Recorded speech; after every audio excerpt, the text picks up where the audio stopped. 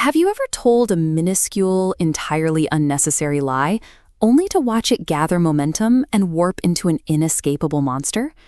My monster started with a total lack of musical ability. The closest I had ever come to playing an instrument was holding a guitar in a music store, plucking one horribly out-of-tune note, and speed-walking out the door to escape my own embarrassment. That baseline reality didn't stop my friend Marcus from loudly announcing to our entire friend group, about 40 people in total, that I happen to be an expert guitar player. It is often these exact moments, generated by well-meaning friends oblivious to the truth, that create the perfect vacuum for a harmless fabrication to take root. Looking at this decision tree, the dilemma is clear. You can choose branch A, telling the truth to safely correct the record, or branch B, faking humility. Naturally, I chose branch B. I smiled, waved my hand, and said I wasn't that good. The hidden danger of feigning modesty is that it paradoxically inflates expectations. Rather than tempering the group's excitement, it convinced 40 people that I was a humble, understated genius. This is the humility trap. By attempting to soften a lie instead of destroying it with the truth, you accidentally lock yourself into an impossibly high standard of performance. 3 weeks later, the bill came due at a crowded house party, and right there, sitting in the corner like a trap waiting to be sprung, was a gleaming, 6-stringed acoustic guitar. For 45 grueling minutes, I deployed a strategy of intense architectural avoidance. I stayed as far away from that corner as physically possible, aggressively engaging partygoers in long, detailed conversations about their household appliances just to keep the focus off music. That entire strategy collapsed the second Marcus spotted me, pointed across the room, and enthusiastically called me out. All 40 partygoers turned to look at me in unison.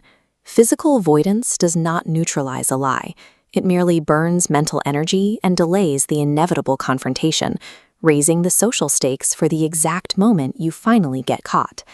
The catalyst for the disaster arrived a moment later. A partygoer pulled out their phone, set up a tripod, and clicked on a professional-grade ring light to film my performance. Confronted with a camera, a rational person would laugh off the request and step away. Instead, my brain bypassed reason entirely, went straight into an irrational fight-or-flight response, and commanded my hands to reach for the guitar. Sitting there in the spotlight, the severe information deficit became clear. My entire strategy relied on a single memory, a YouTube thumbnail I scrolled past years ago, promising 3 amazing chords. When social pressure peaks, human panic logic takes over. Our brains will eagerly choose a guaranteed spectacular disaster 5 seconds in the future just to avoid the immediate discomfort of social deflation. I brought my hand down across the strings. The resulting noise was horrifying. Someone in the back row actually physically winced. Standing right in the front row was Elena, a professional touring musician.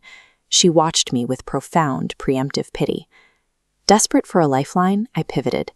I remembered seeing actual musicians close their eyes when they feel the rhythm, so I clamped my eyes shut, started nodding, and tried to convince the room I was playing avant-garde jazz. Once a fabricated persona structurally fails, we rarely retreat. Our immediate instinct is to stack on layers of bizarre behavior to cover the silence, rather than simply admitting our incompetence. The chaos only stopped when Elena gently approached me.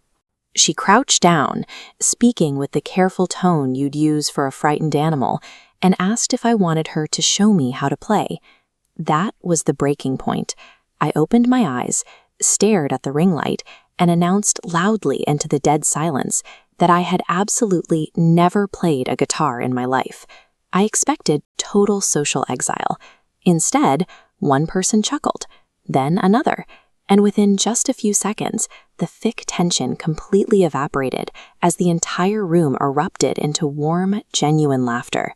Admitting the truth, no matter how embarrassing it feels internally, acts as a pressure release valve. It diffuses social hostility and turns a hostage situation back into a party. The fallout was entirely positive.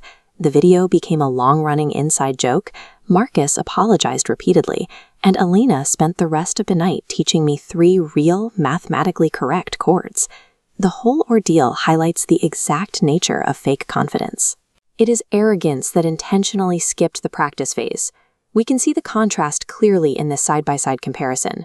Where fake confidence is just a timer counting down to disaster, true confidence relies on a solid foundation. It is the self-assurance to comfortably admit what you simply do not know. Admitting ignorance acts as bulletproof social armor, preventing a tiny lie from becoming a public catastrophe.